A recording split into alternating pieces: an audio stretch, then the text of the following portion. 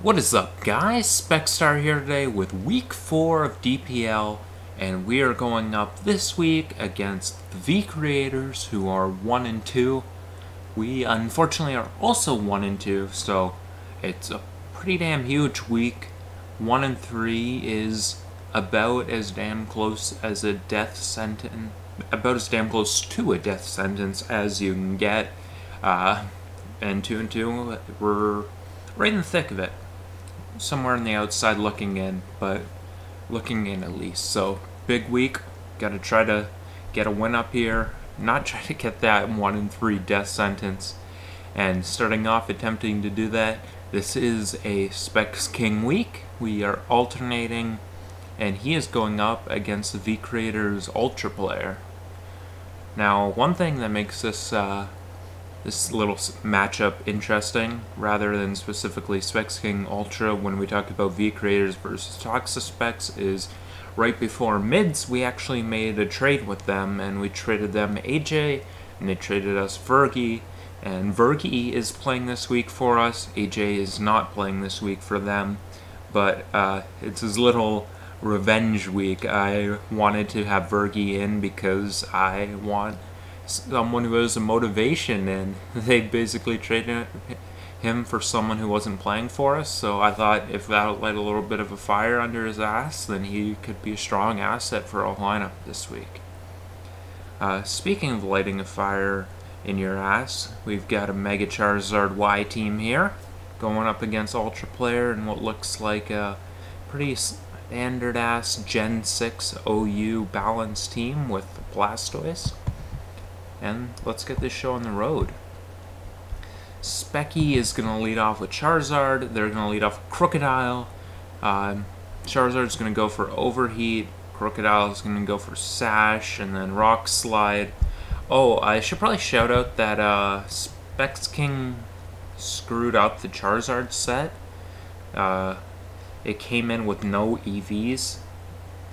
I don't want to say necessarily he screwed it up. It was screwed up. I'm not exactly sure how it got screwed up, but it had no EVs, so Crocodile outsped it, and he thought that it was Scarf, so he sent out something that took Rock Slide in Excadrill, which then died to Earthquake, and then he realized it had no EVs, and Ultra Player allowed him to, despite having a massive lead at that point, a full health Crocodile and Charizard and the Excadrill down. Despite having that situation, he offered to do a reset. If I was him, I probably wouldn't have offered a reset, so that was a classy move on his behalf. And this is the reset. Charizard went for Overheat, and that is a dead Charizard. Now Slowking comes in, gets knocked off, pops its Colbur Berry, and takes down the Crocodile. He brings in a Mungus. Qwilfish comes in, but it has the safety goggles. Goes for a nice sword stance as Klefki comes in. Klefki's going to paralyze it. Qwilfish is going to set up spikes. Qwilfish tries to boom, but gets paralyzed, and then again it'll boom. The following turn is Klefki gets up a spike. Slowking comes in. Tornadus will go for a knockoff, not doing anything. Slowking will slack off. Psyshock as the Amoonguss comes in. That's a 2 KO until he shows the Protect, which is interesting. Not one anymore, so Specky is going to go into the Tyranitar here, and Ultra's going to go for a Spore, putting the T-Tar to sleep. T-Tar is going to burn a sleep turn here and get Giga Drained, trying to wake itself up. Then he goes into Stoutland here on the Amoonguss, trying to put some offensive pressure on while the sand is still going. Amoonguss is going to burn a turn with Protect, and neither is going to have any net health impacted because of ability and leftovers, or Black Sludge in this case. Blastoise comes in, shows the Torrent Aqua Jet, which is a little bit interesting, but Stoutland will KO it, while as a result getting quite weakened itself. Stoutland fortunately does have the Protect tech to stop the Fake Out. Tornadus will just live on a sliver and be able to kill the Stoutland. I'm not sure what the role was on that, doesn't really matter. Amoonguss comes in on the Excadrill. Excadrill's going to Earthquake. Amoonguss will Giga Drain, get some health back, protect as it's been doing. Shout out to their preparation on this game with the protect. It wound up being absolutely massive for them to have the protect on the Amoonguss, and it was a little outside of the box, but yeah, solid prep. Excadrill comes in here on the Lopunny, but is unable to take the thing out, and Lopunny is able to go for the Drain Punch here. Slowking's going to come in, and it is not able to wall this thing off. All it can do is stall it out until Sand takes it out. But Lopunny shows the Toxic, which is a huge deal here and sucks for us. Our play here is to click Calm Mind or Slack Off. Instead, Specky Psyshocked. He believed at this point he lost anyway, so that's kind of his excuse for not clicking the Slack Off there. But yeah, Ultra Player's going to win that and put us at an 0-1 start. Unfortunately, looking to nod the series back up, we've got Blitzburg versus Blue. Two people I know pretty well. Not sure what Blue's record is. I think Money Guy might have played all the games up into this point, so he might have been 0-0. Blitzy coming into this game 3-0, looking to be. I think he has the potential to be the second or third player at this point to become 4-0 in the league. Bumbling my words a little bit, but that's alright, you guys. Come to expect that from me. If I speak too coherently, you're gonna think something's up. Blitz using his favorite little ORAS team. I believe he built this one. And Blue coming with an interesting little. It's a different type of sand team. Not the type of sand we've really been seeing, but something that looks quite unique. So a little bit of an interesting matchup to prep for. Without further ado, let's get the game on the road. Hydreigon, Whimsicott. Hydreigon opts to just switch out on Bronzong. Whimsicott is going to go for Seeds, and Bronzong will get Rocks up. And we're seeing a pretty damn interesting set on the Whimsicott there. Sub Leech Seed Hunkor. Zam comes in on the thing. Whimsicott's going to go for a Moonblast. Drops a special attack, but fortunately Signal Beam still breaks the sub, and Zam switches out. Goes into Quilladin, which is going to get Hazards up. Excadrill will come in looking to spin them away, and Blitz is actually going to pull the double on the Bronzong, which is going to give it a free spin. Suicune comes in as it does spin. Excadrill, not looking to have Toxic, is going to switch out, but Blitz makes a great prediction, throwing off a Toxic himself and hitting the Latias. Rotom comes in and shows to be Trick Scarf, which is interesting. Rotom's going to get Toxic as a result. Hydreigon comes in, Whimsicott comes in on it, and Blitz does show the hidden power Poison, only for the Whimsicott to switch out. Great scout by Blue. Talonflame's going to Sword Stance up, and here show the sub. And Bronzong is going to lock itself in a Rock Slide. This will be Blue's cue to go into T-Tar, knowing that Bronzong can't go for a Gyro Ball. He's going to go for Pursuit. Blitz had no real choice but to switch out there. Terrakion locks in a close combat, and that is going to do a ton to resisting Whimsicott. Bronzong comes in. The Scarf, powerful Gyro Ball Bronzong. And Bronzong is going to get up Rocks, but Excadrill has a free spin once again. Quilladin comes in, then pulls the double into Hydreigon as Rotom comes in. Hydreigon's going to U-turn, get a nice little bit of chip. Rotom will Volt and take out the Bronzong. I feel like I'm speaking at auctioneer speed. This doesn't sound normal, but you know what? Let's keep going with it. Rotom comes in on the Scald, the thing's getting nice and chip. Blitz goes into Zam, potentially predicting a Pain Split, is what I'm thinking. Zam is going to go for a Signal Beam, making a nice prediction as T-Tar comes in, but here Blitz is going to overthink himself and go for a Signal Beam instead of just clicking Focus Blast on the T-Tar. Not really sure why. Probably just thinking a little bit too hard. That's an easy trap to fall into. Terrakion going to take out the T-Tar there. So Sand's about to expire for good unless they have Sandstorm on something, which is unlikely at this point. Hydreigon will get Toxic and go for Crunch. Whimsy's going to take out the Plum. Quilladin comes in on the Whimsicott, which is going to go for Moonblast. and then go for Moonblast again. Quilladin's going to synthesize, and then go into Hydreigon on the Encore. Good prediction by Blitz. Whimsicott's going to sub up, Blitz is going to U-turn, and then bring in the Suicune, which will let the Whimsicott sub up again, as from what you can see in the set, they have a pretty good guess that it's not Ice Beam. Hydreigon will come in here, and it's not looking so good dealing with the Whimsicott now. Whimsicott firing off Moonblast. Suicune again, they know that Suicune's not going to be a threat to break these substitutes based on what they've seen, especially now with the special attack dropped. I don't even know if that does it in 2, but we're going to find out that indeed it does not do it in 2 after the drop, so Whimsicott is just rolling here. And you know what? I am going to save you guys some turns, because Blitz is going to make a realization here that, well, he's going to realize that soon, I'm not sure at what point, he's going to realize that he is not able to break Whimsicott anymore. He can't break it. But there is something... Oh, he brings in the Terrakion here. I guess the Whimsicott exchange goes later. Latias actually comes in on the Terrakion, preserving the Whimsicott that's doing way too much. Latias will go down here to the Toxic, then Rotom Wash will come in on the Quilladin, then go into Talonflame. Quilladin's going to synthesis. Quilladin does learn Rock Slide, but it doesn't. It does learn Rock Slide and Stone Edge, but it has neither here. Perhaps why they were prompted to Roost immediately to scout for that.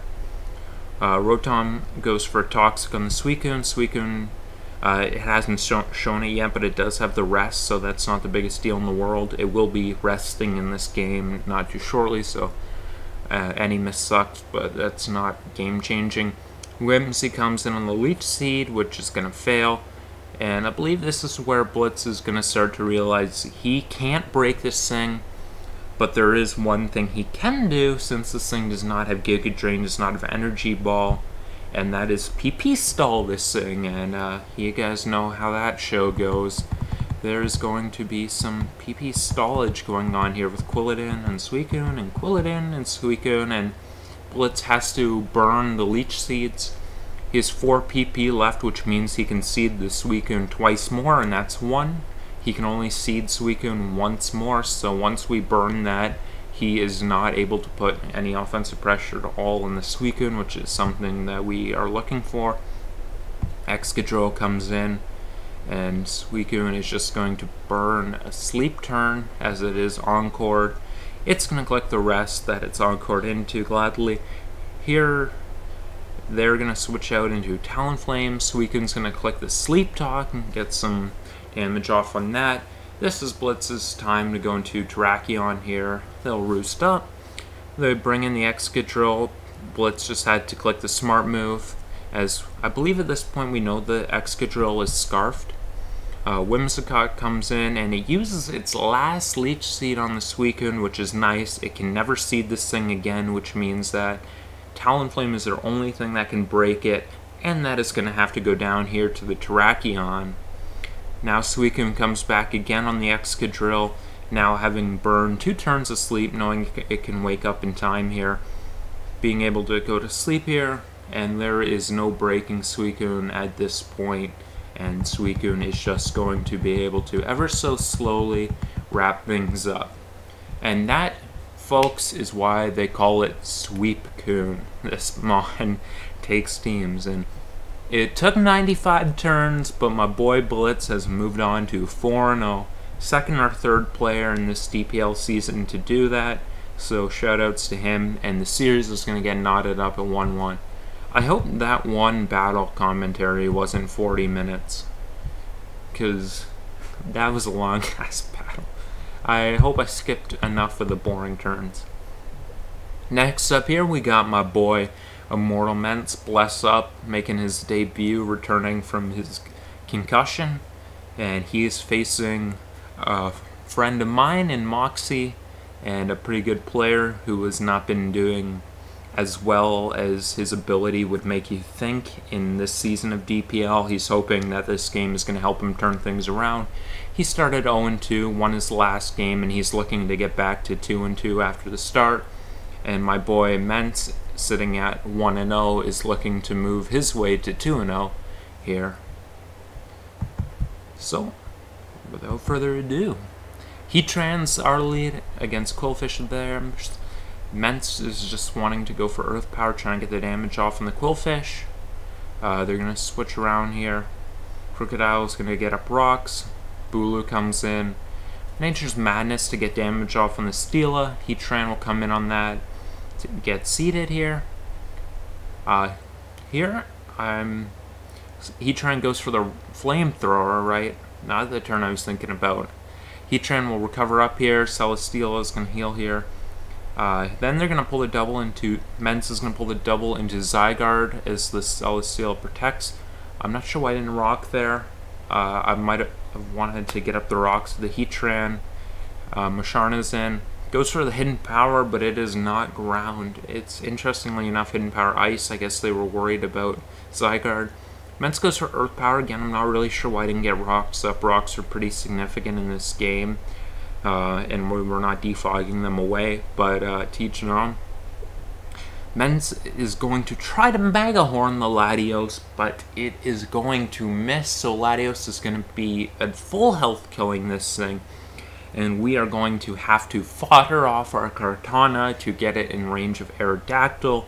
Kartana was something we were looking at as the win con, but, you know, that is out the door because Pokemon is Pokemon.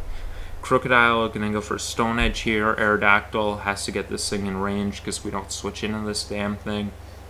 Aerodactyl's going to get Toxic down. Zygarde comes in and goes for Substitute here, knowing Crocodile is Toxic. Good play by him. Mence is going to go for Dragon Dance here, as Moxie is just going to opt to break his sub. Mence is going to go for another Dragon Dance here, knowing that it needs the power for Musharna and Rotom, things like that. Musharna will come in here. Mence is going to go for a Substitute to scout for the thing potentially doubling into Steel as they did here on the Z move. But they wait until this turn to do it, and that is going to be unfortunate because that will allow the Musharna to revenge kill the Zygarde. Good play by them. Heatran's going to come in, go for Flamethrower on the Quillfish. Burn the thing, but it is special attacking, so that doesn't do us any good. Heatran will go for Earth Power here, take out the Quillfish.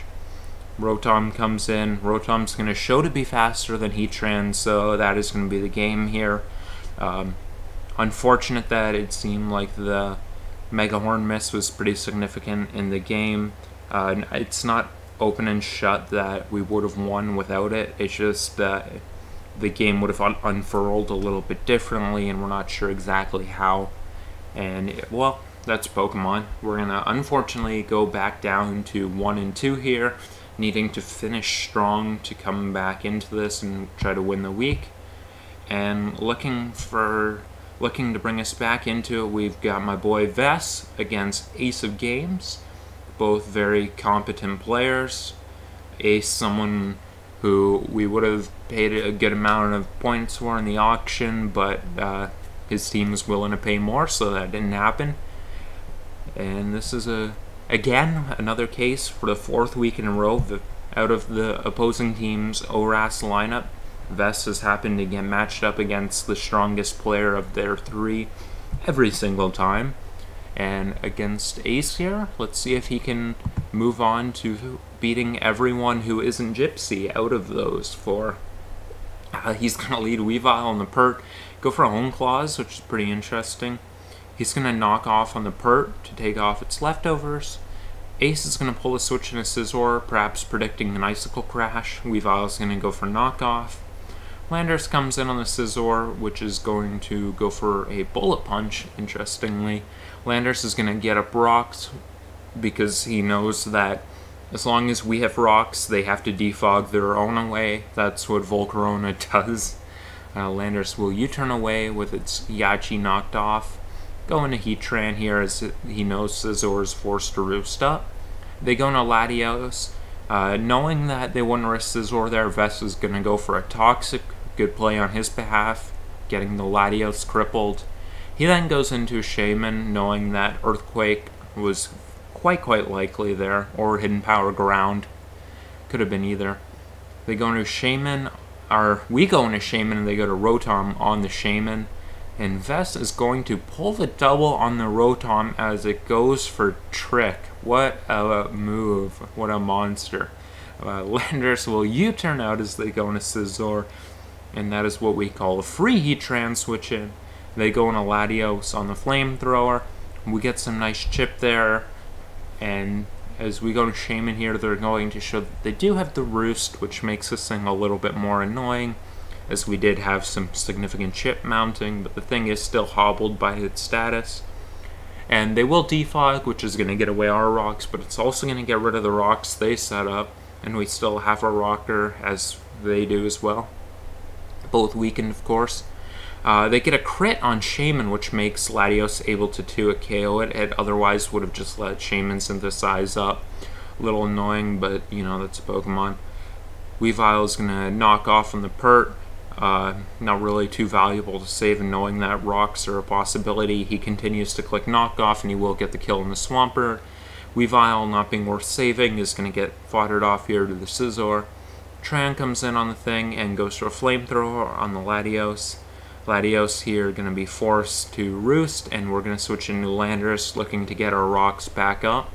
They no longer have a rocker, so that means that once we get our rocks up, they have to decide between no one has any rocks or both people have rocks up. Golbat comes in on the Volcarona, and they're going to switch out knowing that Brave Bird would nuke the thing, as it does 45 to Rotom cut, which you may forget by that turn it is a bulky Pokemon. Rotom goes for Volt Switch, but Vest knows that he eats that and roosts up. Heatran comes in hard on the Scizor, forced to Roost. Is going to go, I believe, for a Flamethrower as the Rotom dies to rocks. Actually a Flash Cannon predicting the Lati. Serves the same function here as the Rotom is just getting sacked off. And as Landorus comes in, Vest is just going to sack off his own Landorus, but an Earthquake will avoid that, allowing him to pop the Yachi Berry and get some chip as he does finally sack the Landorus here. Now a 4-on-4 game. They bring in Scizor, and we bring in Heatran, which is going to, I believe, go for Flamethrower. Yep, just go for the free Flamethrower, which is going to take down the Landorus and put the differential in our favor right now, 4-3. On the Latios, Gardevoir is going to come in hard, and what do you got for a Hyper Voice right now? You got Scizor, but you have to risk and Power Fire. Too risky to make that prediction on Scizor at this point, so we will just go safely for the Hyper Voice. Volcarona will come in and win a Speed Tie to take down Gardevoir. Golbat comes in on this thing, and Volcarona is going to switch out actually as we Roost, so going to lose a bit there. Volcarona next time it comes in at 1%. Heatran comes in here and there's no more switching out on this thing. Bullet Punch is not taking the thing out, not even close. Flamethrower is taking the thing out. Volcarona comes back in at 1% and takes out the Heatran with the Hidden Power Ground, but it cannot do 76 to a Golbat nor roost up on a Brave Bird, so it will go down and Vest is going to win 1-0. And then get the Flame Body Hacks, which is absolutely ridiculous. Get burned at the end of the game. But Vest will nod the series up here at 2-2, meaning best of 3. 3 games left, we need to win 2 of them. And, well, who better to win us one of the last 3 games than the person they traded away just a week ago? We've got Virgie, the former V-Creator, versus Vinoxio, the new V-Creator. They replaced their V with this V, and now he is going to look for some revenge. They lead off with Nidoqueen, we lead off with Kingdra. They go to Goodra on the Surf, takes nothing because it's Goodra. Pelipper comes in, believing that quite likely it's a wall to this thing. Pulls a double, scouting for Thunderbolt, doesn't seem to have it, but does get rocks up here. Gallade is going to go for Close Combat. Coco's going to be the switch in on that. Eat it. Not great, but not horribly. And be able to roost all of it off. Whimsy comes in, and that's for Hawthorne. Whimsy's going to switch out, and Virgie's going to go for a Toxic, trying to hobble something. Zapdos not being a threat in the rain with Toxic is going to be free rocks for us. Coco comes in on the Guja and then goes to Pelipper checking for Earthquake. Doesn't have Earthquake, does have Sludge Wave, all as well. Hard switches into Ferrothorn, scouting for Draco Meteor or Thunderbolt, both of which could have KO'd there. Seemingly Guja has neither, so that lets us know that if we ever do get Pelipper healthy again, then it can be a switch into that thing, at least semi-reliably. Vergie's going to predict the Nidoqueen and go for Hidden Power Ice, but it's going to show to be Assault Vest, which is... Nope, it's not going to show to be Assault Vest. What the hell am I thinking? It's going to show to be especially defensive fully, though. And then Kingdra will come in on it, and Surf will kill the Zapdos. Gudra versus Ferrothorn once again, and Ferrothorn's going to switch out to Coco, and they're going to switch into Nidoqueen. If they're predicting Coco, that's a great switch there. Pelipper will come in on the Nidoqueen, which is going to get rocks up. Queen's going to switch out as Pelipper Roost, but we already know that it's not Thunderbolt, so we're actually just able to defog here, which gets rid of the quite annoying Toxic Spikes here. And Ferrothorn in rain can take a little bit of advantage of Gudra. Goes for Fire Blast. Unfortunately, we are going to Leech Seed and pop a Sap Sipper. I would have just got rocks up there, but Vergie up to that point had been playing this game very well, so who am I to interject on what he should do at that turn? Coco's going to Calm Mind up. Rotom is going to go for Sub-Zero Slammer, which is interesting. This Pokemon was an interesting Z-move choice, but it actually comes up clutch there. Ferrothorn comes in on the Gudra, and Ferrothorn is just going to go down here. So we will bring in Sneasel on the Gudra, click Pursuit to open things up for Pelipper, and it's going to go again for Pursuit, hoping to try to get a 2-KO on Rotom. As Rotom clicks Pain Split, we find out that's impossible. They go into Whimsicott on the Pert, going to take a ton to Waterfall, and Sneasel's going to come in on it. Vergie is actually going to predict them to switch out and click Knockoff, but they're predicting us to predict and stay it in. We do get Kingdra in, though, on the double, and that's going to claim a life. They go into Gallade, barely survive, and click the Close Combat. I believe CC and a Shadow Sneak they were saying would have killed, so it's not the big of a steal. They bring in the Whimsicott here on the Swampert at the end, believing that the Yachi Berry made it safe, but little did they know Vesuvius was lobbying for the Swampert to be Sludge Wave, and Vergie was listening, and he is able to destroy the Whimsicott there, and Rotom is going to get to a KO by the Swampert. Fortunately not freezing us. That would have probably sent me into a murderous frenzy. You would have probably heard about me in the news. It wouldn't have been a pretty sight. And we are going to move on to 3-2. My boy Vergie getting revenge on the team that traded him for virtually nothing. And now we just need to win one of our last 2 games. We have iPro versus Scrappy, and we have Turkey versus the real King Sky, a person viewers of my channel are quite familiar with. You can see him in one of my 2 Farm League battles against him, or you could find him in top 5 Sky body bags, a must-watch for all Sky enthusiasts. Can I get a holla in the comment section from my Sky enthusiasts? Here we got iPro versus Scrappy, which is the first game of these 2. Sky is going to have John Turkey into playing after the week ended, and as a result he's going to get a strike. 3 strikes and you're out. That's the rule. He got his first strike here by not being able to play Turkey during the week. And a battle that did happen during the week is iPro versus Scrappy, so let's start with this one. They're going to lead off with Torn. iPro is going to lead off with Registeel. He's going to immaculately predict a taunt and go for Seismic Toss. Ladies and gentlemen, we are looking at Prime Saduel. Torn is going to go for a U-turn and go into Ferrothorn. We're both going to get a little chip, but that is significant chip on the Ferrothorn for us. We get up rocks, they get up spikes, so it's not looking like their Ferrothorn has rocks, which means Swampert probably does. As Torn comes in, iPro's going to switch into Registeel.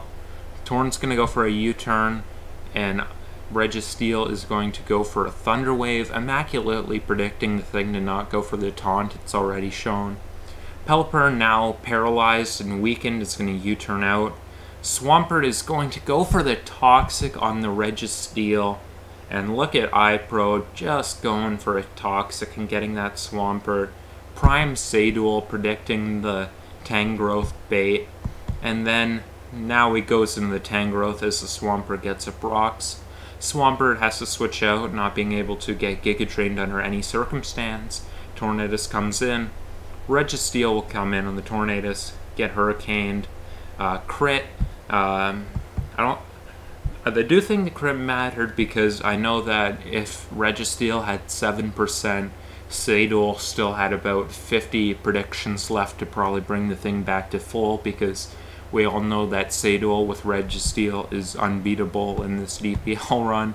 Drapion comes in on the Alakazam as Zam goes for a substitute. iPro is going to go for Miracle Eye, making this thing vulnerable to Psychic. It's going to have to switch out into Ferrothorn, and iPro is going to go for a Focus Blast here to take the thing out.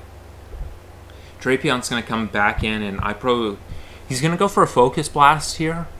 He's going to say to me after the game that he should have went for a Miracle Eye here, allowing him to claim a life with Psychic, and he says that Focus Blast was a mistake to click, but you know, even Prime Saduel can make a mistake once in a while here. Missing Focus Blast, we're going to leave the Drapion at 40%, but at least the Focus Blast hit 2 for 3. Guess it's not the end of the world. Landers comes in on the Drapion and Rock Polishes up, and then it's going to fly into the sky knowing that they can't defog the rocks away and save Pelipper. Swampert comes in and we're going to go for the Z move to KO the thing, but Scrappy's going to make a good play predicting that and sack off the Drapion. Swampert comes back in, and iPro sees that Lander still has potential to claim a KO later, so he's going to go into Suicune here. Swampert going to switch out into Ludicolo as Suicune goes for Protect. Protect's going to fail. He goes for another Protect here, just trying to burn the rain turns. Ludicolo goes for Energy Ball, potentially being Choice Specs. He's going to go into the Tangrowth. Believing that Scrappy here is going to want to save the Ludicolo and go into Tornadus, iPro's going to click Shockwave. Instead, he was willing to let the Ludicolo take the damage, and Tangrowth is going to go down. Goes into Infernape and safely clicks the Banded U-turn to kill the Ludicolo and bring Suicune in. Scrappy is going to bring in Tornadus.